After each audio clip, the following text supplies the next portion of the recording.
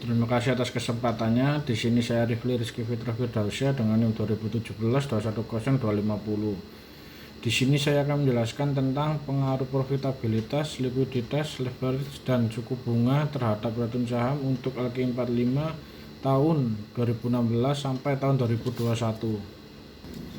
Lalu selanjutnya di pendahuluan ada latar belakang, rumusan masalah, tujuan penelitian, dan manfaat penelitian.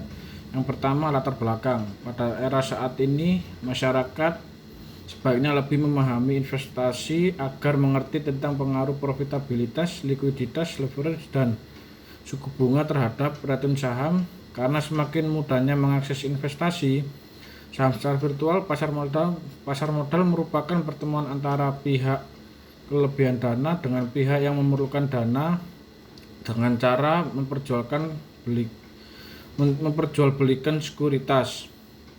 Menurut Tandelin tahun 2010, pasar modal memiliki peran sebagai sarana mendapatkan modal bagi emiten dan sarana investasi bagi investor. Investor yang ingin mendapatkan return yang optimal dalam berinvestasi harus memahami risiko yang ada, yakni yang pertama risiko sistematik, yaitu risiko yang berada di luar kendali.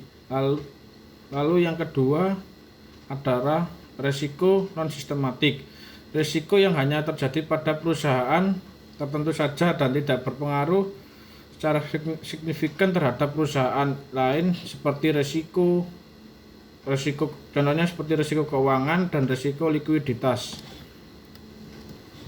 Bagi sebagian investor yang fundamentalis, analisis fundamental adalah salah satu cara yang umum digunakan dalam menilai kinerja perusahaan dan untuk meminimalkan risiko dalam berinvestasi pada saham.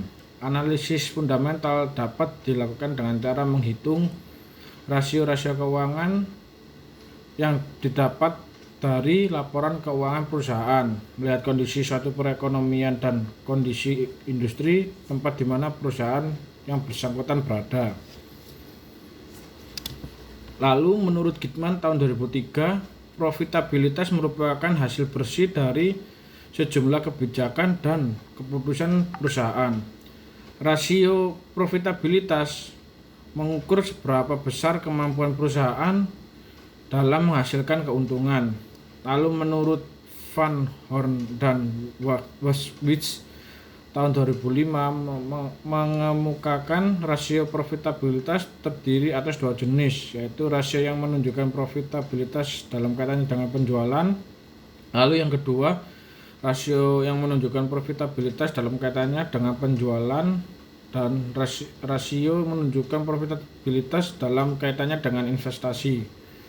Lalu menurut Jogianto tahun 2000 mendefinisikan kegiatan investasi pada pasar modal adalah kegiatan menempatkan dana pada satu atau lebih aset selama periode tertentu dengan harapan dapat memperoleh pendapatan atau peningkatan dana atas nilai investasi awal yang bertujuan untuk memaksimalkan return yang diharapkan. Lalu menurut Van Horn dan Wojcicki tahun 2013, rasio leverage menunjukkan sejauh mana perusahaan dibiayai dengan menggunakan hutang. Leverage merupakan alat untuk mengukur seberapa besar perusahaan tergantung pada kreditur dalam membiayai aset perusahaan. Lalu menurut Van Horn dan Wojcicki tahun 2013, risiko likuiditas menggambarkan kemampuan suatu perusahaan dalam memenuhi kewajiban jangka pendeknya dengan menggunakan aset lancar yang dimiliki. Likuiditas menunjukkan kemampuan perusahaan untuk membayar utang lancar atau jangka pendek dengan menggunakan aktiva lancar yang dimilikinya. Lalu menurut Sunaria tahun 2006, tingkat suku bunga dinyatakan sebagai persentase uang pokok per unit waktu. Dan menurut Eduardus Tandelin 2010, tingkat suku bunga cenderung menyebabkan investor menarik investasinya pada saham dan memindahkannya pada investasi berupa tabungan atau deposito. Lalu yang kedua, rumusan masalah. Berdasarkan latar belakang yang telah diuraikan di atas, maka masalah yang dapat dirumuskan sebagai berikut. Yang pertama, apakah profitabilitas, likuiditas, leverage, dan suku bunga terhadap return saham untuk LQ45? Lalu yang kedua, apakah kebijakan profitabilitas berpengaruh terhadap return saham untuk LQ45? Lalu yang ketiga, apakah kebijakan likuiditas berpengaruh terhadap return saham untuk LQ45? Lalu yang keempat, apakah kebijakan leverage berpengaruh terhadap return saham untuk LQ45? Lalu yang kelima, apakah kebijakan suku bunga berpengaruh terhadap return saham untuk LQ45? Lalu yang ketiga, tujuan penelitian. Berdasarkan permasalahan di atas, maka tujuan yang dicapai dalam penelitian ini adalah yang pertama, untuk menganalisis pengaruh profitabilitas, likuiditas, dan leverage dan suku bunga untuk return saham LQ45. Lalu yang kedua, untuk menganalisis profitabilitas secara parsial berpengaruh terhadap return saham untuk LQ45. Lalu yang ketiga, untuk menganalisis likuiditas secara parsial berpengaruh terhadap return saham untuk LQ45. Lalu yang keempat, untuk menganalisis leverage secara parsial berpengaruh terhadap return saham untuk LQ45. Yang kelima, untuk menganalisis suku bunga secara parsial berpengaruh terhadap return saham untuk LQ45. Manfaat penelitian. Diharapkan dari penelitian ini memberikan berbagai manfaat baik secara empiris, teoritis, dan maupun kebijakan diantaranya sebagai berikut. Yang pertama, bagi peneliti, sebagai sarana untuk belajar menganalisis keadaan nyata agar bisa lebih memahami teori-teori yang telah didapat pada saat perkuliahan mengenai faktor return saham. Lalu selanjutnya, memberikan pengetahuan yang lebih luas di bidang keuangan, khususnya mengenai faktor-faktor yang dapat mempengaruhi return saham. Lalu yang kedua, bagi perusahaan yang termaksud golongan LQ45, dapat digunakan sebagai salah satu dasar pertimbangan dalam mengambil keputusan ketika perusahaan mengalami permasalahan yang berhubungan dengan perubahan profitabilitas, likuiditas, leverage, dan suku bunga terhadap return saham. Lalu yang ketiga, bagi investor, sebagai masukan bagi investor mengenai keputusan membeli atau tidak membeli yang diambil investor terhadap saham yang ada di pasar ketika terjadi perubahan profitabilitas, likuiditas, leverage, dan suku bunga. Lalu yang keempat, bagi peneliti selanjutnya, dengan adanya penelitian ini diharapkan menjadi bahan referensi dari peneliti selanjutnya mengenai faktor yang mempengaruhi return saham. Lalu selanjutnya adalah landasan teori. Landasan teori ini terdiri dari yang pertama, return saham, profitabilitas, likuiditas, leverage, dan suku bunga. Landasan teori ini adalah sebuah konsep yang dengan pernyataan yang tertata rapi dan sistematis memiliki variabel dalam penelitian, karena landasan teori menjadi landasan yang kuat dalam penelitian yang akan dilakukan. Selanjutnya, return saham. Return saham merupakan hasil yang diperoleh dari suatu investasi dari dana yang sudah diinvestasikan yang dapat dinikmati oleh investor. Menurut Jogianto tahun 2014, return merupakan hasil yang diperoleh dari investasi. Return dapat berupa return realisasian yang sudah terjadi atau return ekspektasian yang belum terjadi tetapi yang diharapkan akan terjadi di masa yang akan datang. Return realisasian sama dengan return total yang merupakan return keseluruhan dari investasi dalam satu periode tertentu. Lalu selanjutnya ada profitabilitas. Profitabilitas merupakan ukuran seberapa besar perusahaan mengalami keuntungan yang diperoleh dari modal saham, tingkat penjualan, dan kekayaan atau aset yang dimiliki suatu perusahaan. Menurut Van Horn dan Watzlawick tahun 2013, rasio profitabilitas merupakan rasio yang menghubungkan laba dengan penjualan dan investasi. Peneliti menggunakan rasio return on equity atau yang biasa disebut ROE untuk mengukur tingkat profitabilitas perusahaan. Rasio on equity atau yang biasa disebut ROE berfungsi untuk mengukur seberapa besar laba yang mampu dihasilkan dengan menggunakan modal yang dimiliki atau menunjukkan efektivitas dan efisien perusahaan dalam menghasilkan laba menggunakan sumber daya modal investor. Lalu selanjutnya ada likuiditas. Likuiditas menunjukkan kemampuan perusahaan untuk membayar utang lancar atau jangka pendek dengan menggunakan aktiva lancar yang dimiliki. Likuiditas yang tinggi menunjukkan kemampuan perusahaan dalam memenuhi kewajiban jangka pendeknya. Menurut Van Horn and Wojtowicz tahun 2013, rasio likuiditas menggambarkan kemampuan perusahaan yang perusahaan dalam memenuhi kewajiban jangka pendeknya atau hutang lancar dengan menggunakan aset lancar yang dimiliki. Biasanya peneliti menggunakan quick ratio atau yang biasa disebut QR untuk mengukur likuiditas perusahaan. Lalu selanjutnya ada leverage. Leverage merupakan alat untuk mengukur seberapa besar perusahaan tergantung pada kreditur dalam membiayai aset perusahaan. Menurut Van Horn and Wojtowicz tahun 2013, rasio leverage menunjukkan sejauh mana perusahaan dibiayai dengan menggunakan hutang. Peneliti ini menggunakan debt to equity ratio atau yang biasa disebut DER untuk mengukur rasio leverage. Lalu selanjutnya ada suku bunga. Menurut Firmansyah dan Purnamasari tahun 2017, tingkat suku bunga dinyatakan sebagai persentase uang pokok per unit waktu.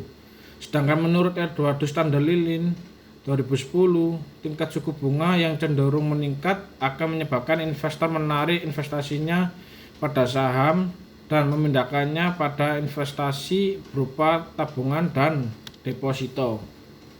Lalu selanjutnya ada kerangka pemikiran.